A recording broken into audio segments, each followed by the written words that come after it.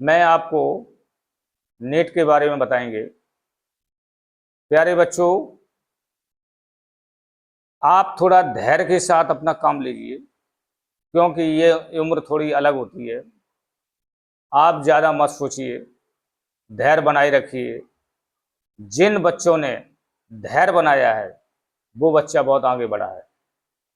चलो, कोई बात नहीं है कि इस वर्ष पेपर आउट हो गया है, कोई दिक्कत नहीं है। आपके पास समय बहुत है, पुनः तैयारी करिए और तैयारी करने के बाद में आप अपनी एग्ज़ाम दीजिए। हमेशा ही पेपर आउट होता नहीं रहेगा, सरकार भी उस पर ध्यान दे रही है। मेरे प्यारे बच्चों, ऐसा मत कर देना जिससे आपको, क्योंकि ये जो नए बच्चे होते हैं ये थोड़ा धैर्यवान कम होते हैं, क्योंकि ऐसा काम मत कर दीजिए जिससे आपके माँ बाप को नीचा देखना पड़े और उनको पूरे जीवन का एहसास हो जाए। मेरे प्यारे बच्चों, ऐसा मत करना, क्योंकि इस भगवान ने जीवन एक बार इंसान का दिया है। आप लोग धैर्य के साथ, जिस व्यक्ति ने धैर्य रखा है वो व्यक्ति बहुत आगे बढ़ा है। मेरे प्यारे बच्चों, ये देखो, मैं अपने बच्चे के खातिर में आप सभी लोगों को समझा रहा हूँ और बता रहा हूँ कि थोड़ा धैर्य रखिए। कोई बात नहीं, धैर्य रखने से आदमी, इंसान बहुत आगे बढ़ता है। डॉक्टर एपीजे अब्दुल कलाम का ले लीजिए। जब वो पहली बार एग्जाम देने के लिए देहरादून गए थे तो वो उसमें फेल हो गए थे। बहुत सारे ऐसे लोग हैं कि जो फेल हो जाते हैं। चलो, अभी आपके पास तो मौका है, सरकार जरूर मौका देगी, क्योंकि ये सरकार के अंडर में आता है कि अगर पेपर आउट हो गया है तो सरकार को इस पर ध्यान देना चाहिए कि पेपर कैसे आउट हुआ है। इसमें बहुत बेचारे गरीब किस्म के बच्चे भी, वो बेचारे तैयारी कर रहे थे, अपना एक अमूल समय गुजार रहे थे, अमूल समय दे करके, और वो अपनी तैयारी कर रहे थे।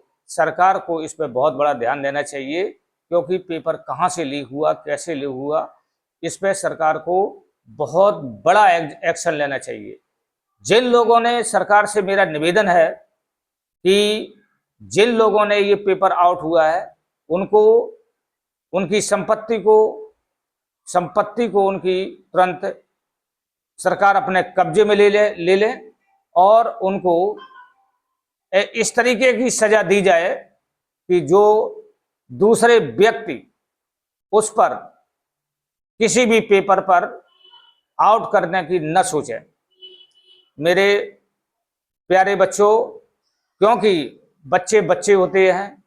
देखिए, 18, 19, 20, 22 साल के जो बच्चे होते हैं उसमें ज़्यादा इतने सोचने की क्षमता नहीं होती है, क्योंकि वो भी, हर आदमी का एक सपना होता है कि मैं डॉक्टर बनूं, मैं इंजीनियर बनूं, मैं आईएएस बनूं, मैं पीसीएस बनूं। लेकिन जब पेपर आउट हो जाता है तो उनका जो अंदर से वो गिर जाते हैं, अंदर से उनकी धैर्य शक्ति कम हो जाती है। लेकिन प्यारे बच्चों, आप उस धैर्य को बिल्कुल ही मत खोने देना। अरे ठीक है, अगर वो उन्होंने लीक हो गया है तो सरकार आपको निश्चित ही समय देगी, आपको एग्जाम करवाएगी, और एग्जाम कराने के बाद में वो आपको सेशन भी देगी। ठीक है, सेशन देने के बाद में आप लोगों का हो भी जाएगा। केवल ओनली बस है, धैर्य बनाए रखें। धैर्य बनाने से आप नर्वस मत होइए। नर्वस होने से आप अपने सोची हुई बात को नहीं कर पाएंगे और आप निश्चित ही सफलता को प्राप्त करेंगे, क्योंकि जिन व्यक्तियों ने, आप बहुत सारे इतिहास की किताबों को पढ़िए कि जिन व्यक्तियों ने धैर्य रखा है, जिन व्यक्तियों ने धैर्य रखा है उनको सबसे बड़ा भगवान होता है। भगवान पर आशा रखिए, और भगवान एक ऐसी चीज होती है, अगर आप उस पर आशा रखोगे तो निश्चित ही सफलता प्राप्त होगी। तो मेरे प्यारे बच्चों, जिस इंसान का जन्म हुआ है, जो अपनी मेहनत करता है, तो भगवान निश्चित ही उस आदमी को जीवन में एक बार सफलता का मौका निश्चित मिलता है। वो उस समय को समझे या न समझे, लेकिन अगर आपने सच्चे दिल से, सच्ची मेहनत से अगर आपने मेहनत की है तो भगवान निश्चित ही आपको सफलता प्राप्त होगी। आपसे मेरा ये निवेदन है कि आप कोई ऐसा गलत कदम मत रख लें कि जिससे आपके माँ बाप को बहुत बड़ा ठेस पैदा हो, क्योंकि काफ़ी बच्चों ने ऐसा किया है। ऐसा मत करना। आप पुनः तैयारी करना, और तैयारी करने से आपको निश्चित ही हो सकता है कि आपकी शायद तैयारी ना हुई हो और पुनः मौका मिले, ये भी हो सकता है। ठीक है मेरे प्यारे बच्चों, आप तैयारी ही करिए, और तैयारी करने पर जो रिजल्ट आए उस रिजल्ट को आपको मानना पड़ेगा। देखिए, ये सरकार का काम है कि पेपर कैसे आउट हुआ, क्या नहीं हुआ है, ये सरकार का काम है। आपका केवल काम है कि परीक्षा को देना और रिजल्ट को पास करना, आपका केवल इतना ही काम है। और वो सरकार से मेरा निवेदन है कि भी ऐसे लोगों को सरकार को ढूंढना चाहिए और बहुत उससे गहन अध्ययन करना चाहिए कि ऐसी चीज कैसे हो जाती है। जब सरकार के हाथ में सभी चीज है तो ये चीज कैसे हो जाती है, क्योंकि इसमें वो गरीब बच्चों का मौका नहीं मिल पाता है। जो बेचारे एक गांव के बच्चे होते हैं, उन बच्चों का मौका नहीं मिल पाता है, क्योंकि वो इतनी अच्छी तरीके से किसी शहर में नहीं रह पाते हैं। उनका तो केवल मालिक भगवान ही होता है, वो भगवान पर ही भरोसा करते हैं। मेरे प्यारे बच्चों, आप निराशा मत होइए, आपको सफलता निश्चित ही मिलेगी।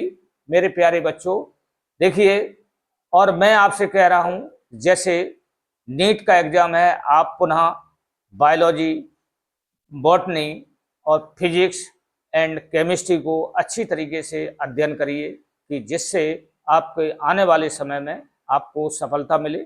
मेरे प्यारे बच्चों, अगर हमसे कोई मदद वाली बात हो या कोई बात होती है तो आप मुझसे निश्चित ही अपनी आशाओं को लेकर के अगर आप मेरे पास आएंगे तो हम निश्चित ही आपकी वो मेहनत करवाएंगे।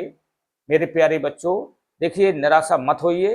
हो सकता है कि आपकी कहीं कोई कमी रह गई हो, पुनः मौका मिलने का समय आ गया है, तो आप धैर्य के साथ उस पर अपनी मेहनत करिए, और मेहनत करके आप अपने माँ बाप का नाम रोशन करिए, और रोशन करने पर आप निश्चित ही एक डॉक्टर निश्चित ही बनेंगे। क्योंकि डॉक्टर लोग जो हैं बहुत बड़ी मेहनत करते हैं, क्योंकि ये एक पब्लिक की सेवा भी होती है, और भगवान का दूसरा रूप भी होता है। मैं तो डॉक्टर को भगवान का दूसरा रूप भी मानते हैं, क्योंकि जब कोई आदमी बहुत ज़्यादा बीमार हो जाता है तो डॉक्टर ही उसको सही करता है, क्योंकि डॉक्टर एक बहुत बड़ी चीज़ होती है। मेरे प्यारे बच्चों, आप कभी भी